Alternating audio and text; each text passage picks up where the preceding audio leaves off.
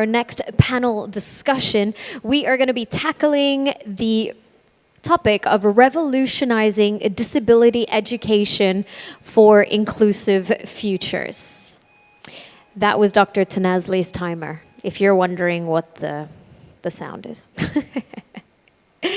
All right, so it's going to highlight groundbreaking initiatives and strategies that will revolutionize the way we educate and empower individuals with disabilities. And part of this panel discussion, we have no stranger to this stage, Dr. Clint Steele, Michelle Grigsby Hackett, Najla Wortham, Alexis Noel Siro, and Anjani Mehta. Please put your hands together and welcome our panelists. Thank you everyone for being here, and thank you for all these amazing people for sharing the space with me. So today we're going to talk about revolutionizing disability education for inclusive futures. First, we're going to start by introducing all ourselves and our backgrounds. So I will start maybe from Najla, if that's okay. Sure. Thank you. Good morning, everyone. Is it morning? I guess so, I'm sorry. My name is Najla Wortham. I am the president of the Rock Creek Foundation. The Rock Creek Foundation is a nonprofit organization that is headquartered in Montgomery County, Maryland. For over 50 years, we have provided integrative, innovative, community-based services for individuals that are diagnosed with intellectual and developmental disabilities and or severe and persistent mental health diagnoses. The services we provide include community living support services, employment services, as well as rehabilitation and psychiatric rehabilitation services. We believe that individuals should not be defined by their diagnoses, but should have the ability to form lives that are meaningful for them so that they can reach their full potential. And I'm excited to be on the panel this morning. Thank you. Good morning, everyone. My name is Michelle Grigsby Hackett, and I am the CEO of Affiliated Sante Group. We are a nonprofit organization based out of Maryland and North Carolina, and we provide a comprehensive array of behavioral health services, including outpatient mental health clinics, psychiatric recovery programs, as well as peer wellness and recovery centers. In addition to that, we are the leading crisis response organization in Maryland and North Carolina, providing 988 hotline and local hotline services, community-based mental health mobile crisis team interventions, both community and co-responder, which responds with law enforcement and clinicians. Additionally, we provide urgent care services, training to mental health providers and other first responders, as well as law enforcement, being able to provide hope and recovery to individuals through advocacy, education, and pioneering community-based mental health services. Very excited to have the conversation today with my colleagues and to discuss the revolutionizing education for individuals with disabilities. Thank you. Good morning, my name's Clint Steele. I guess in the context of this panel, what's most important about me is my time as an academic teaching engineering design. Engineering does tend to attract neurodiverse individuals, and so most of my expertise is with regards to researching education methods within that context where you have a diversity of neurological capability. Thanks. Hi guys, good morning. I'm Lexis Surratt. I'm a mother of four, one with disabilities. I'm also the founder and CEO of littlewins.com, which is an online community-based marketplace to buy, sell, and trade used medical equipment and also supplies. And with four kids, I know a little bit about education, and I'm very excited to be. When we first met, Michelle and I last week, we were like, this is going to be so fun. So I'm glad you guys could make it. Thanks for being here, and thanks for having me. Thank you all for introducing yourselves. I'm Anjani, and I'm a speech and language therapist that I've worked before being a speech and language therapist, I worked as a support worker, and I've worked really holistically with children, adults, young people, across all ages, as a So in Italy, in America, in the UK, and in finishing off now in the UAE. So I'm really happy and grateful to have this opportunity to speak with other like-minded professionals and mothers and work collectively and holistically to talk about revolutionizing disability. So now we know a little bit about each other. We're going to first start with the question, what does inclusion look like? So I'm going to go over to Najla and talk about... Inclusion. Yes. Okay. Yes. So I guess, in my opinion, right, inclusion is the intentional design of environments, whether that is an educational environment, a professional environment, or a social environment that empowers individuals of diverse abilities to live meaningful, equitable lives. It's a process of breaking down systematic barriers that allow people the dignity of risk to reach their full potential, just as you and I would have that opportunity to define our lives. Clint? Oh, that is that? Yeah, sure. I do as I'm told. So yes, I think what I would add to that is, and I'm probably saying the same thing, but it's more a case that when you've got an inclusive environment, and if from my perspective as a design engineer we call it universal design, it's where any system is set up so that even though it accommodates people with some kind of a disability, it's not overtly obvious that there is something there to account people with a disability. So for example, you might not have a very large button that's just very easy to hit and it looks like it's there for people who may be a bit frail. You've designed the system so that the button is easy to activate for everybody and it's stylized and it's integrated into the system so that regardless of somebody's background, they are able to utilize that system and it not be obvious that the system was designed in such a manner to accommodate that. Within the education context, it would be a case of setting up an education system so that every student, regardless of their strengths and weaknesses and background, they find a way to navigate the education system so that they progress at, I won't necessarily say the rate that they're comfortable with, because I think you sometimes need to encourage people to push a bit harder, but a rate that they're capable of and a rate that suits them and they're not standing out because they have some different level of capability. That would be my definition of inclusion within this context of education. And I think in addition to that, to add that it involves bringing those to the table that are the stakeholders for inclusion. So the representative individuals, that you can get an understanding of what those individual and unique needs are to be able to create an inclusive environment that is going to be able to reach everybody at all the levels where they are and not have a one-size-fits-all that is not going to fit anybody. Or that's not going to be representative to those that have unique needs, whatever those may be. I personally think that everyone has unique needs. Mm-hmm. Like, like literally everyone. Yes. And I think what you're referring to is an individualized education plan. I have one for every single one of my children. Yeah. They're available.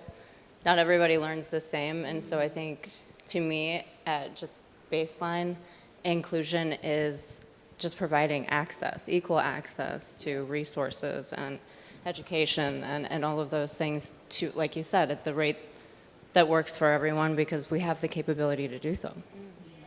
I think that's exactly, speaking from my experience and speaking from hearing how all of you in your own entities, what inclusion is, and we have a shared momentum and a shared passion of making sure, and I kind of always use the line of like living your best life for each, what that looks like for each individual. And it might be oversimplifying it, but sometimes I feel like if we start with, okay, what does living your best life mean for one person? That looks completely different from another person.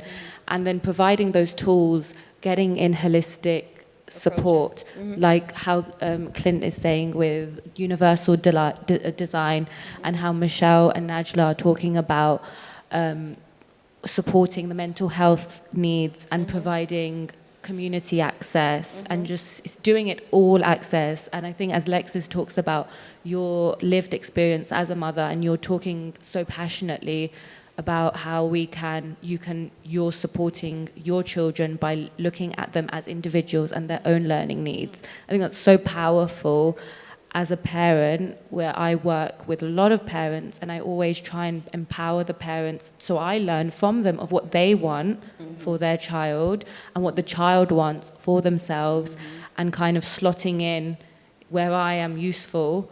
And that changes all the time. And sometimes I'm useful for like 5 minutes, or sometimes I'm not useful. And that's okay, because it's not about me and my role. It's about sliding in and what do they need, and advocating for their needs if they need to. And also trying, and I'm really passionate about, because right now I work with children, and in the future I want to see what more I can do to support children and in their self-advocacy. So whenever I'm working one-to-one with my children and their families, I always model what self-advocacy looks like for them. So instead of me saying, oh, you might need a break right now, I would always offer, oh, how are we feeling in our body? Do we might need a break? Oh, if we need a break, we can say that. So really advocating for themselves so they know their needs. And I think a huge part of inclusion, as you mentioned, is bringing people to the table. Yes. Because if we haven't experienced Right. what that looks like, and each person's definition of disability, and each person, even the word disability. I know in the UAE, the term is people of determination. And I find that really, really empowering, Yes. because we're looking at a model of people like with determination. You're looking at that positive, word. And I think especially, like, I'm coming from the UK, a lot of us are coming from the Western worlds, where really disability, we're disabled by the environment. Or the barriers that are put into And the place. Yeah, exactly. And just and the focus on the negative connotations, you know, that is, language matters. And language is so important, and it can, you know, define how people move in life, right? So it's important to use inclusive language. It's important to use the strengths-based, the person-centered. At the core of what we're talking about is person-centered. Exactly. What is, you know, unique to Michelle? I'm an individual, and we all have, whether it's challenges, barriers, whatever that looks like, but we have to come from a strengths-based approach. What is going to help us thrive, right, to move forward? And I think, you know, again, bringing folks to the table, the collaboration, being able to say we're partners in this all together is really important. That's inclusion. That is, you know, the collective. Exactly. Right, and just talking about it with each other exactly like that. But people first language, I think, is what you're talking about, like individual with disabilities. But really, we didn't design this world for people with disabilities. 100%. Like, I have a broken wrist. Doors are sometimes hard. My daughter, you know, there are so many places without ramps. And just awareness, I think, for everyone. If maybe you were never on crutches, and God, I hope you never are, because you'll find out really quickly that not every door has a button to open it. And you're just like, well, I guess I'm not going in there today. That everyone has an experience like that, and just awareness, just awareness. Yeah. That's I think huge. it goes back to abilities, right? I think we've shifted in the United States of just saying people of diverse abilities, because we all have differing abilities regardless of what that is. So strength, empowering language can really shift a person's thought process on. And that's like with education too. I Absolutely. think, I don't know about you guys, but when we're talking about inclusivity in education, I didn't do very well in school, I'm not gonna lie. I don't think that everyone learns the same way. And when I was in school 100 years ago, everyone had, like, this is how we teach, you know, math. Yes, This you're is right. how we Absolutely. teach calculus. And I was like, well, I just don't understand what you're saying. So then you don't do well in school. And we have all these tools. Another thing, like what you were saying, is just knowing what's available. All the different techniques and technologies and things that are available, because it's out there, but we don't need to use textbooks like we used to, and just keep kids, and they're like, well, these ones aren't doing very well, and then you grow up thinking that you're dumb. I did. 100%. I truly did. I thought I couldn't do math at all, and now I fly planes. You know, it's like, who knew? You know, and I wish I would have known that then. And that's really powerful, because you are what you feel when you're younger. And if you don't have something that speaks to you, you can grow up with those thoughts. And in the world where we are, where actually we all need to feel empowered, so we all can ask for help, or we all know our place, is very hard if you're starting off with a lot. Let's say there is no baseline of starting off for each person. Yeah, I think it's more about exposure. And I think, back to what's inclusive or inclusivity is having the ability to be exposed to whatever you would like to be exposed to, and not having the systematic barriers in place to say, you can't be exposed to this because, right? You don't know math, Lexi, maybe because, I don't know, you know what I mean? But you should be able to be exposed to whatever level of Different forms right? of learning, different the forms same of exact, learning, yeah. And that is what being And we have inclusive that. means. So that's why I did go with the IEPs for my kids. One, if it's a long question, when she's reading it, I don't know if, a lot of people are like this. Yeah. She kind of forgets how the beginning Comprehend- was. yeah. And so then she gets frustrated. And that's like when you hear about these, depression and all these emotional concerns with kids, especially in their teens right now. I mean, that doesn't have to happen when you are in these classrooms and you get the opportunity. So she has this she gets the option to go into a room and listen to the question be read to her. And now she's like, to the moon. She's like, she's doing so well. And then I saw a major uptick in her self-esteem.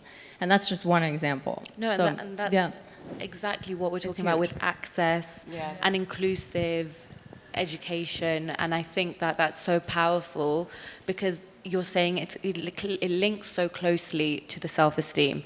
Oh, absolutely. And if we don't have self-esteem and we don't know what we can be, and then we're trying to raise children or in a community that we're not even sure, like the main thing, connection and self-esteem, and all of these things are so powerful, but when you're in an environment, a learning environment that isn't catered to those needs, then it's quite typical, then your self-esteem, you compare yourself, and that's natural. And no matter how many adults will tell you, don't compare yourself, but it's a natural feeling, because we all feel it, even as adults.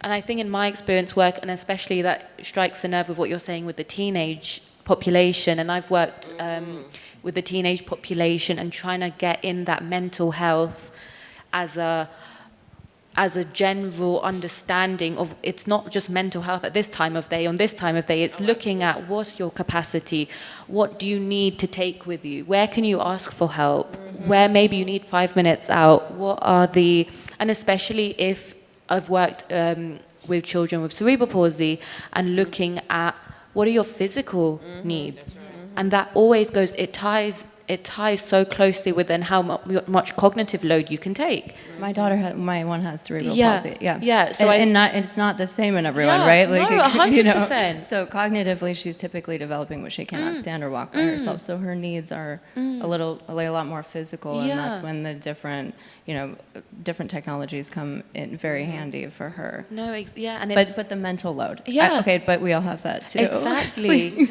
When I've worked with children with cerebral palsy and looking at their physical demands, when you're giving them the support that, for example, standing frames, or I know in the school that I previously worked at, we would even spend, say I had a 45-minute session doing a group speech therapy, we might spend 30 minutes just trying to get everyone into the appropriate seating, because if we're not regulated, we're not going to learn.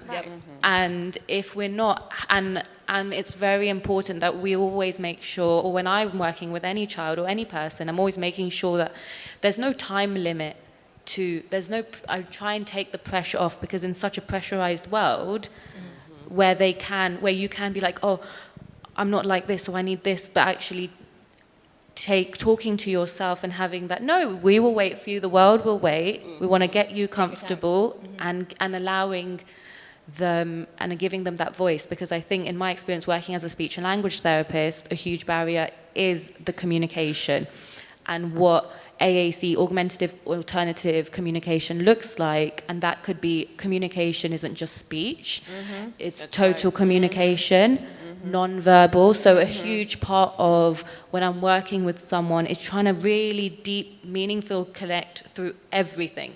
And it can be so intense, but because you really want to have that connection. and especially with different cognitive loads. So if some children are typically developing and if some children aren't, it's also knowing that there is no difference in that connection. Right. And You meet them where they're at, and you try and give what they need. Well, and help them with identifying feelings. 100%. I wish, like, can you imagine if we all had that, like, speech, what she does, and my kids, it's such a cool thing. Oh, I can see that you're frustrated. And they're like, oh, that's what I'm feeling. It's frustration. But you see grown-ups every day having total meltdowns because no one really told them how to regulate their feelings or maybe take a break.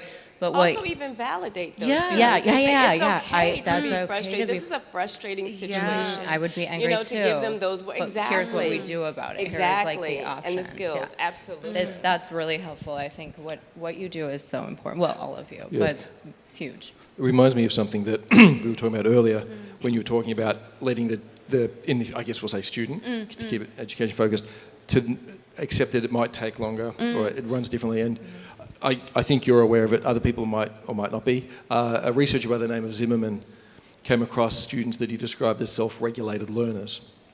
And these were students who were very good at understanding the environment they needed. They were very good at finding the right teacher to ask a certain question, or they realised there was a certain book that explained things the right way. They were very good at finding the resources around them and using those to help their learning. And these students were often associated, they'd sometimes be considered gifted, and turned out that they weren't actually that much smarter. They were just very good at understanding what they need. And I think a way of helping to develop inclusiveness is to instill that in all students. Let them know that you want to work out what works for you, and you're allowed to take your time, you're allowed to use a different path. Work out what path suits you, and then figure out how, and we should obviously be supportive of this, work out what environment's going to help you learn the fastest and the most effective. And if we can accommodate that kind of self-regulated learning, I think that'll go a long way to bring about an inclusive learning, things like that. Is that the same study? I can't remember where they stopped taking time tests just to see the difference, and it turned out that all the kids were actually taking the test faster when they didn't know that. I'm one of those feel like people they were who being- uses self-regulated learning but doesn't know where it came from. I can't remember. Well, it was a really cool study because they just wanted to see, and we have to know these things, and I felt that way. Do you remember time tests? And it's like all you could think was tick, tick, tick. How much time You're you like, have left? oh God, how much time? So And they the pressure. lifted that, and turned out the majority of the classrooms took the test faster than they would have.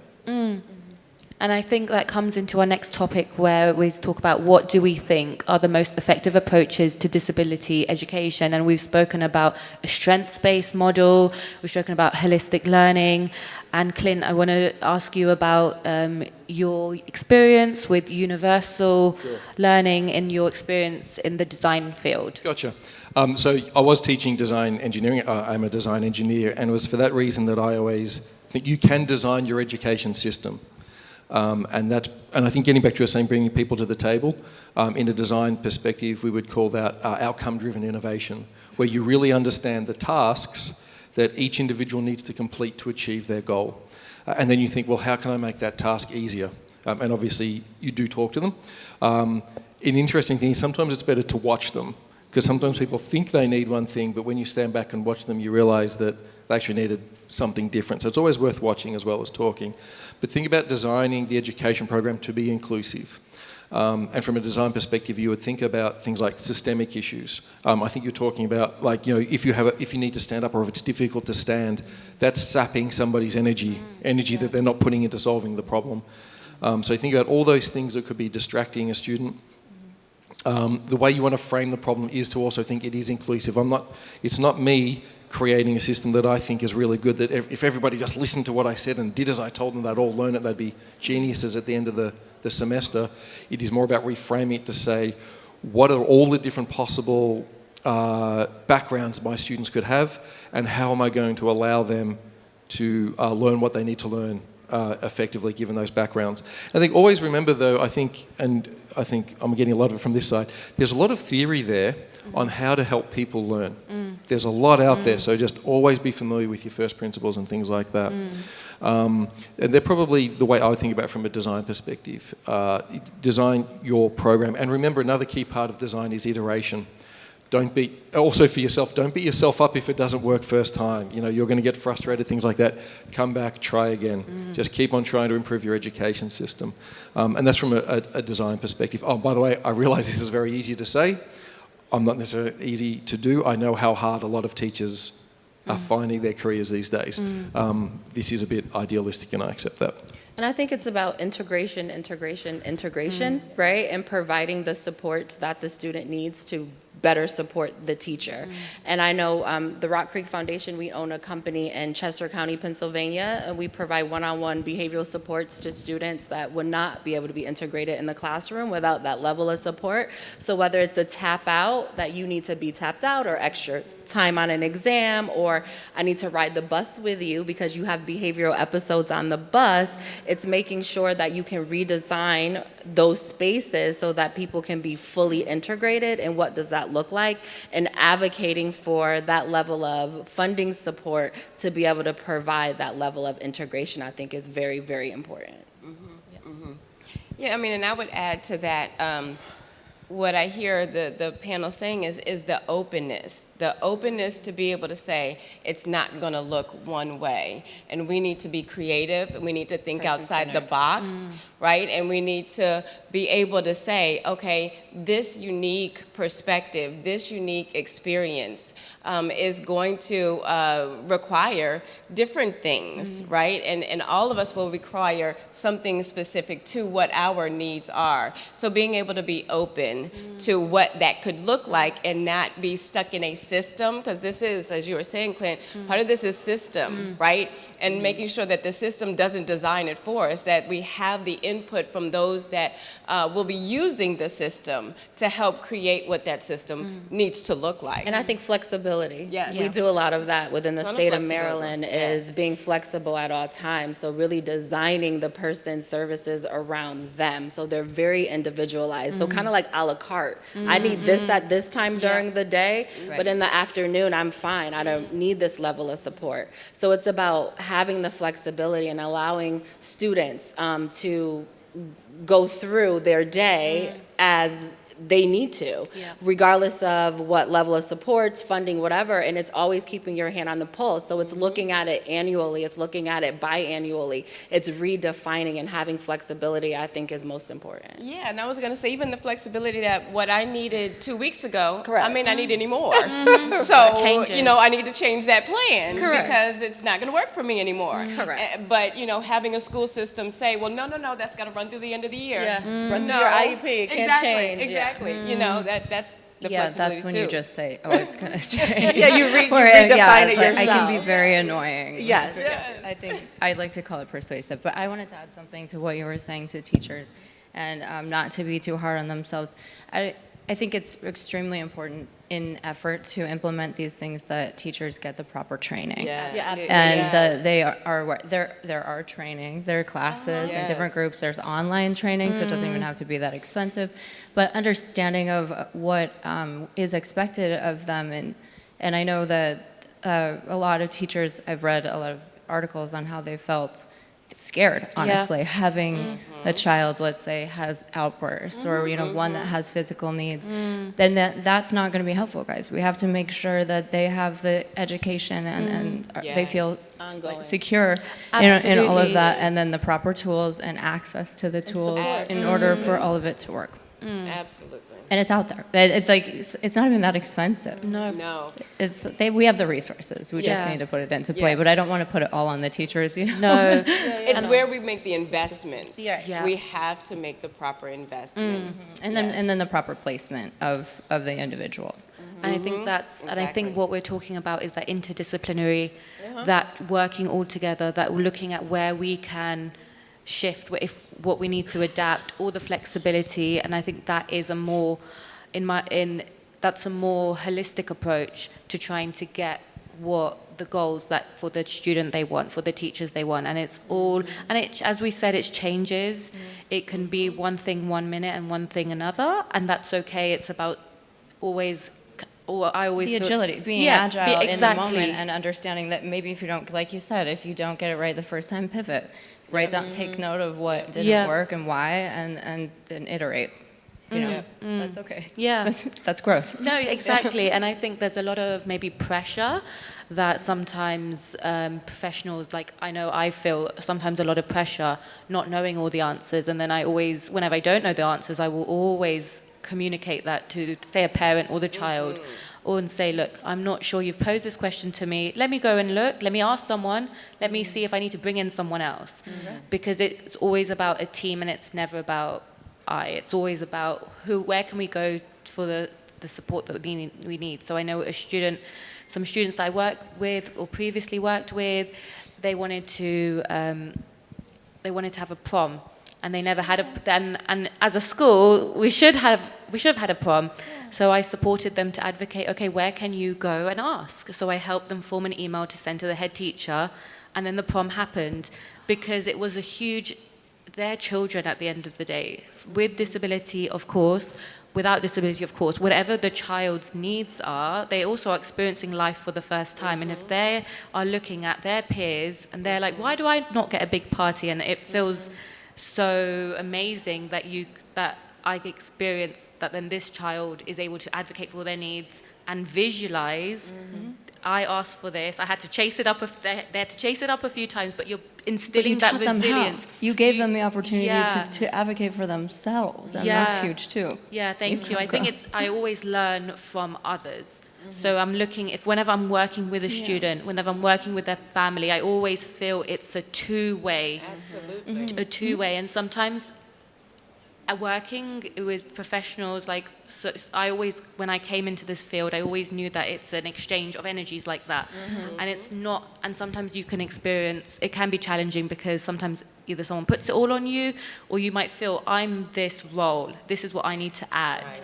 And so it's always like that two-way communication that I always find, or that interaction of how we can make it better together. Yeah, communicate. Just constant communication and understanding that, we're all just trying here. And I think it's about also celebrating the small wins, right? We always put so much pressure on ourselves to reach certain metrics or to achieve these huge North Stars, right? But the prom, that's was a big deal. Right? A huge deal, but a small, right? There. Right? So I think it's about that. It's about, celebrating those small wins that you reach with your children or your families, even though you have a larger goal, right? It's not missed on the small wins that they achieve every day. And empowered, they must feel so empowered. That's wonderful. And then you feel empowered because they feel empowered. And it is always that, because I can only do my job if I feel like I'm helping. And what does that even look like? And same probably with all of you guys, what you're thinking. You might have an idea, and then it can change depending on the needs. So it's never exactly what you set out for. Creative. You have to be creative, have that kind of flow, and think outside the box. Otherwise, we're going back to those 1982 textbooks. Yes. Yeah. You know what I'm saying? You guys know what I'm saying. They were all the same. That didn't. How did that work for everyone? No, Exactly. 100%. Yeah. So I do believe that we've come a long way. Yeah. I don't think that from where I live, the schools have been updated enough, so I fought real hard for that this year, to get safety up to what it needs to be, but also ADA compliance. There wasn't even a lift. Give me a break. Yeah, so advocating for that, and we all have to, show up for some of those battles. Yeah. Oh, absolutely. On behalf of everyone. I didn't do that just for my daughter, for everyone who comes up behind her, And that's so amazing. Well, you have to. Thank you. Another thing, we've got 7 more minutes. So our last kind of topic, we're going to talk about what are some tools and approaches that we would recommend to others to use in this space. So Michelle, I was going to go to you. Yeah.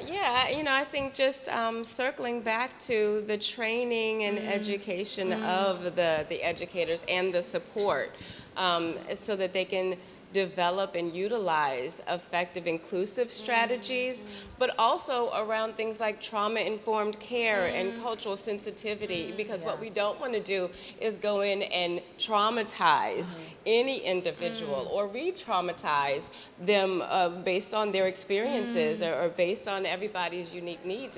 We have to be able to make sure that we empower and we provide the resources and the skills for those that are going to be working with our families, our children's, us, our children and us.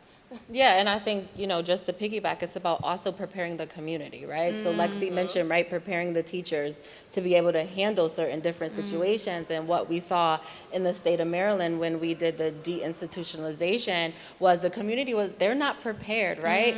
They're like, there's no more day programs, there's no more shelter workshops. So what does real work for real people, integrated work settings look like? And a lot of our employers or a lot of our retail systems, they weren't prepared. So it's about also going into the community and making sure that they're prepared to receive the individuals that have these diverse needs, and so they aren't further traumatized or stigmatized when they're out in the community. And so it's about preparing every touch point to be open and acceptable and accessible and inclusive and all the things we've been saying. I want you to talk about the eye gaze systems, because I bet you know more about that technology. AI systems? Yeah. Sure. I bet you do. Yeah. I'm going to give that one to you. I think there's a bit to talk about, but I do think that, and this is something that's been possible for quite a while, but I do think there needs to be a shift where the teacher, instead of everything being thrown on the teacher because they're doing it so hard, we have a lot of education software out there that can be very adaptive. If anybody's done project management, body of knowledge assessment, the system's actually so smart, it can work out what you don't know, and so it gives you more questions on what you don't know, to see if you're actually trying to fudge the test, but also to help you learn and things like that. That's just an example, but there are a lot of things out there we've been able to do for quite a while, and I think a future where the teacher shifts more to motivator, to coach, and I think it's a lot less taxing when you're coaching a student to say, how many questions did you do today, Jenny? And she said, I did 10 maths questions. She goes, I reckon you can do another 10. And she says, all right, I'll go give it a go. And just to keep students motivated. And I don't know if anybody's here yesterday where they were talking about introducing gamification in people's health. Turning the exercises you need to do that your doctor's prescribed into a game so that health actually becomes entertaining. I think that's another thing we can do with education so that the students are just inherently motivated. And that I think would, and once again, easily said, it does require investment. I have a feeling that we've come from countries that maybe don't take education as seriously as what some other countries do, culturally. But it's doable. It is doable. Yeah, she laughs. But what works in tandem with that right now that they're coming out with is the recorders, too, for those who have difficulty speaking, and the readers. And those aren't expensive. And those things are pretty cool. There's a lot of really incredibly intelligent things coming out. Assistive technology to help is very with important. physical. It's very, very and important. audio. Is it audible? Audio. There is the audible systems. Yes. Yeah. There's a whole acronym for it, but anyways, see, that's why we leave it to the AI guy. I think we've only got a few minutes left. Does that mean 3 minutes for questions or 3 minutes for questions? Okay, I want to thank all of you for sharing the space, and thank you, and adding to the field of revolutionizing disability. And thank you all for everything you do. Thank you. Thank you for what you do. Thank you so much. Thank you. Thank you, everyone. Okay. We're going to go to questions, if there is any.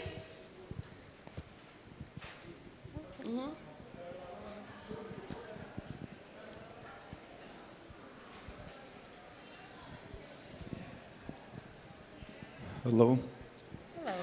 I'm Lirim, comes from Kosovo. And in 2016, together with my professor, we made a conference paper regarding the web accessibility for blind users. And what I've seen, that there are standards regarding the web accessibility guidelines, but what we lack most as technology providers is adapting or compliance with these guidelines. And my question was regarding the how government or regulatory bodies or industry leaders can enforce or incentivize these standards to push the companies or tech providers be compliant with this, to enforce the companies. Because this is the issues that the standards are very well written, guidelines are there, but the companies lack on designing the websites and This is the issue for blind users and vision impaired users.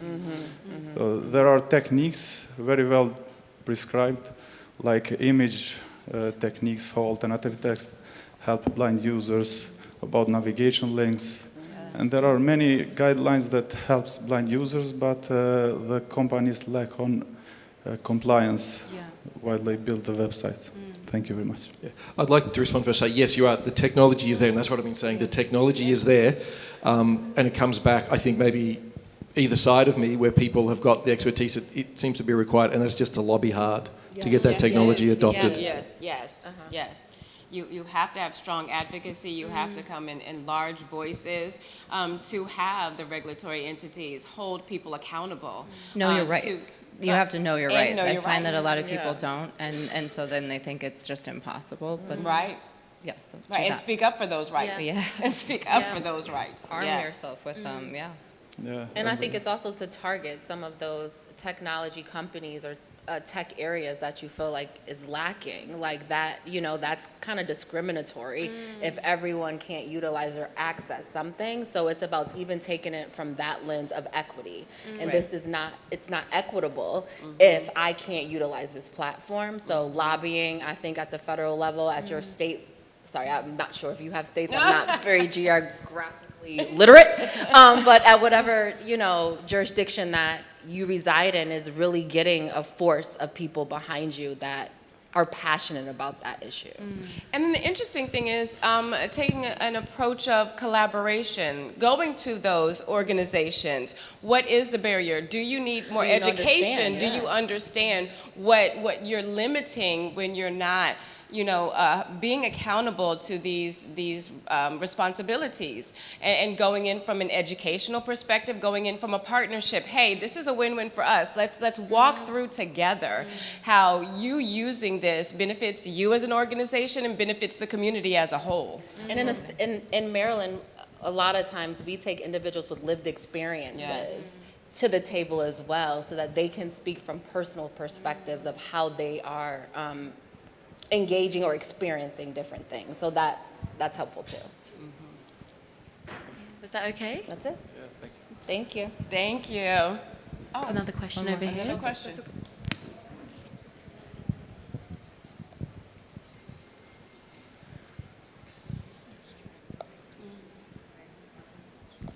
Thanks. Hi. Mark Scrimshaw. First shout out to the Marylanders. Good to see you here. I want to say thank you.